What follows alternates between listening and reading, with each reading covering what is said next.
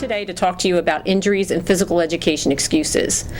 Sometimes you as the parent may feel your child has sustained a small injury that may require a day or two of rest to allow them for a complete recovery.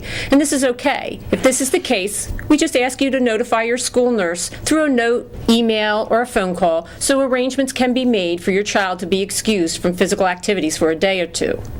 If your child cannot participate in PE classes, then they will be unable to participate in recess, or OPA as it's known in some schools, or any sport-related school clubs activities as well on that day.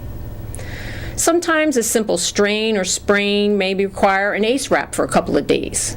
If the injury requires something more extensive or the student cannot weight bear on the injury, then we ask you to seek medical follow-up and that a note is given to the school outlining if there are any restrictions or no restrictions.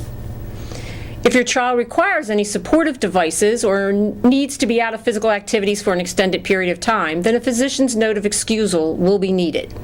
This also includes arm, hand, and wrist injuries that may affect writing capabilities. The note should say, all physician notes should list what restrictions your child should have and what type of accommodations they need. If your physician states on the note, until further notice, then please be aware you will need to provide another note of clearance before your child can return to activities.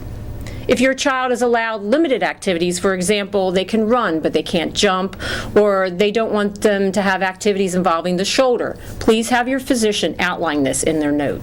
Now let's talk about crutches. If your child requires the use of crutches during the school day, then we must have a note from your physician stating this and the period of time they will be required.